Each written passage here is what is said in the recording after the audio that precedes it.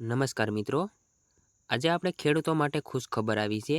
જે 19મો હપ્તો પીએમ કિસાન જે 19મો હપ્તો છે, જે રૂપિયા 2000 રૂપિયા બદલીને હવે 36,000 રૂપિયા આપવામાં આવશે. જે પીએમ કિસાન 19મો હપ્તો છે, 2000 રૂપિયા બદલે હવે 36,000 રૂપિયા આપવામાં, તે કેવી રીતે આપવામાં આવે છે તેની આ વિડીયોમાં આપણે સંપૂર્ણ માહિતી લેશું. અને જો તમે અમારી ચેનલમાં ન હોય તો ચેનલને સબસ્ક્રાઈબ કરી દેજો અને વિડીયો અંત સુધી જોજો. આપણે આ વિડીયોમાં સંપૂર્ણ માહિતી લેશું કે 2000 રૂપિયાની બદલે હવે 19મો હપ્તો 2000 રૂપિયાની બદલે 36,000 રૂપિયા કઈ રીતે મળે છે. તો વિડીયો શરૂ કરીએ.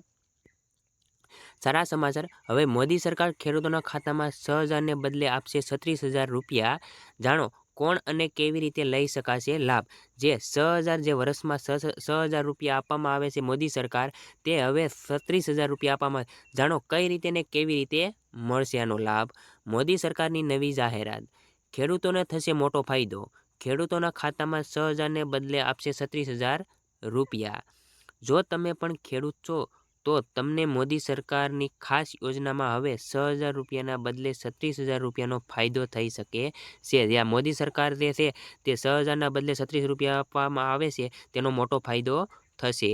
મોદી સરકાર ખેડૂતોની આવક વધારવા હેતુથી અનેક યોજનાઓ શરૂ કરી રહી છે. જે આ ખેડૂતોને જે વધારે પૈસા આપવામાં આવે 36,000 રૂપિયા, તે ઘણી યોજના શરૂ કરવામાં આવશે. આગળ વાત કરીએ તો આ ખેડૂતોને મળશે લાભ. જે ખેડૂતોની ઉંમર 18થી 40 વર્ષ છે, તે આ યોજનાનો ફાયદો ઉઠાવી શકશે. જે 18થી 40 વર્ષના વ્યક્તિ જે છે તેને આ યોજનાનો લાભ મળશે. ખેડૂતોની પાસે વધારેમાં વધારે 2 હેક્ટરની ખેતી લાયક જમીન હોવી જોઈએ.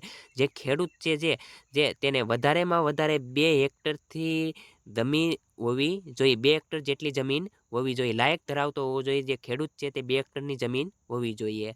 આ યોજનામાં ઉંમરના હિસાબથી રૂપિયા જમા કરવામાં આવે છે. જે આ યોજના છે તે ઉંમરથી જે પૈસા જમા કરવામાં આવે છે કે 18 વર્ષ છે તો આટલા જ જમા કરવામાં આવશે. 20 વર્ષ છે 20 વર્ષ છે 25 વર્ષ 30 વર્ષ, તે ઉંમર પ્રમાણે નક્કી કરવામાં આવે છે પૈસા. તો વાત જાણીએ. આટલા રૂપિયા કરવા પડશે જમા. જે 18 વર્ષના વ્યક્તિ જે છે, ખેડૂત જે 18 વર્ષના ખેડૂત છે, તેને 55 રૂપિયા દર મહિને આપવામાં જમા કરાવવાના રહેશે. જે 18 વર્ષના ખેડૂત છે તેને 55 રૂપિયા જમા કરાવવાના રહેશે મહિને ને મહિને. તે 30 વર્ષના જે ખેડૂત છે તેને 110 રૂપિયા જમા કરાવવાના રહેશે. મહિને ને મહિને તમારે 110 રૂપિયા જમા કરાવવા પડશે. જે 55 વર્ષની જે ઉંમર જે છે તે ખેડૂતોને 200 રૂપિયા મહિને ને મહિને જમા કરાવવાના રહેશે. જે આ ઉંમર નક્કી કરવામાં આવી છે કે આટલા પૈસા તમે જમા કરાવશો એટલે આટલા રૂપિયા જમા કરાવશો એટલે આટલા પૈસા તમને મળશે. જે ખેડૂતોએ આ સમયે પીએમ કિસાન સન્માન નિધિનો લાભ ઉઠાવી રહ્યા છે, તે આ પૈસાથી ખેડૂત માનધન યોજનામાં રૂપિયા કપાવી શકે છે. જે ખેડૂતો જે આ પૈસાનો જે ઉપયોગ કરી રહ્યા તે પૈસા માનધન યોજના જે છે, માનધન યોજના જે 12 ખેડૂતોને પાડવામાં આવી છે, તે યોજના રૂપિયામાં કપાવી શકે છે. આ ઉપરાંત અલગથી રૂપિયા જમા કરવાની જરૂર નહીં રહે. તમે અગાઉથી અલગથી રૂપિયા તમારે જમા કરવાના રહેશે નહીં ખેડૂને. આગળ વાત કરીએ તો ખેડૂતો માટે ખુશ ખબર. ખેડૂતો માટે પીએમ કિસાન સન્માન નિધિ તર્જ પર કેન્દ્ર સરકાર કૃષિ ક્ષેત્રને પ્રોત્સાહન અને નાણાકીય સહાય પૂરી પાડવામાં પીએમ કિસાન એફપીઓ યોજના શરૂ કરી છે. જે ખેડૂતો માટે જે પીએમ કિસાન સન્માન નિધિ છે તેને તર્જ પર જે કેન્દ્ર સરકાર જે છે તે તર્જ પર છે. સરકારે કૃષિ ક્ષેત્ર માટે પ્રોત્સાહન આપ્યું છે અને નાણાકીય માટે એફપીઓ યોજના જે છે, એફપીઓ યોજના છે તે શરૂ કરવામાં આવી છે. આ યોજના હેઠળ ખેડૂતોને કૃષિ સંબંધિત વ્યવસાય શરૂ કરવા માટે 15 લાખ રૂપિયા સુધીની સહાય આપવામાં આવી છે. જે આ યોજના જે છે, જે એફપીઓ યોજના શરૂ કરવામાં આવી, તેમાં ખેડૂતોને 15 લાખ રૂપિયા સુધીની સહાય સરકાર આપવામાં આવી રહી છે. આગળ વાત કરીએ તો સૌરાષ્ટ્રના 4 જિલ્લામાં પાક નુકસાનની સર્વે પૂર્ણ થઈ ગયા છે. જે સૌરાષ્ટ્રના જે 4 જિલ્લા છે તેમાં પાક નુકસાનનો સર્વે પૂરો થઈ ગયો છે. તે કયા કયા જિલ્લા છે તેના વિશેની વાત કરીએ તો રાજકોટ જિલ્લો છે, જુનાગઢ જિલ્લો છે, ગીર સોમનાથ જિલ્લો છે અને જામનગરમાં નુકસાનીનો સર્વે પૂર્ણ થઈ ગયો છે. જેમ કે રાજકોટ, જુનાગઢ, ગીર સોમનાથ અને જામનગરમાં જે નુકસાન થયું છે, પાક નુકસાન, તેનો સર્વ પૂર્ણ થઈ ગયો છે.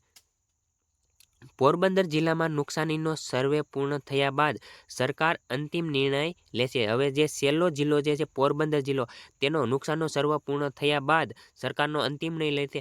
ખરીફમાં 33% વધુ નુકસાનની વળતર બાબતે વિચારણા ચાલી રહી છે. જે ખરીફ પાકમાં 33% વધુ જેને નુકસાન ખેડૂતોનું થયું છે, તે નુકસાનીનું વળતર માટે વિચારી રહી છે સરકાર કે કઈ રીતનું વિચારણા ચાલુ છે.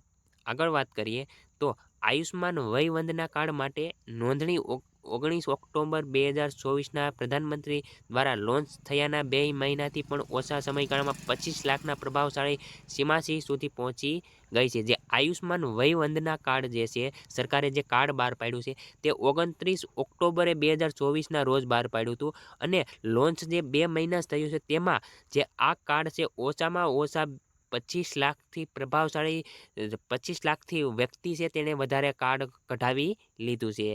જે એક મહત્વપૂર્ણ ઉપલબ્ધિ છે. આયુષ્માન વયવંદના કાર્ડની શરૂઆત થઈ ત્યારથી અત્યાર સુધીમાં 3.40 કરોડ વધુની કિંમતે સારવારનો લાભ લેવામાં આવ્યો છે. જે આ કાર્ડ નીકળી ગયું છે, જે આયુષ્માન વયવંદના કાર્ડ, તે 3.40 કરોડથી વધુ કિંમતે જે કિંમત છે એ સારવાર માટે લાભ લેવામાં આવ્યો છે. 3.40 કરોડથી વધુ જ્યાં કોઈ દવાખાનામાં છે તેનો ઉપયોગ સારવાર માટેનો છે. 3.40 કરોડથી વધી કિંમત એમાં વપરાઈ ગઈ છે. જેમાં 70 વર્ષ કે તેથી વધુના વયના 22,000થી વધુ વરિષ્ઠ નાગરિકોનો લાભ થયો છે. જે 70 વર્ષની ઉંમર જે છે તેમાં 22,000 જે મોટી ઉંમરના વ્યક્તિ છે, 70 વર્ષની વરિષ્ઠ લોકો નાગરિકો, તેનો લાભ થયો છે. અને જો મિત્રો તમને આ વિડીયો પસંદ આવ્યો હોય તો ચેનલને સબસ્ક્રાઈબ કરી દેજો. જય હિન્દ, જય ભારત.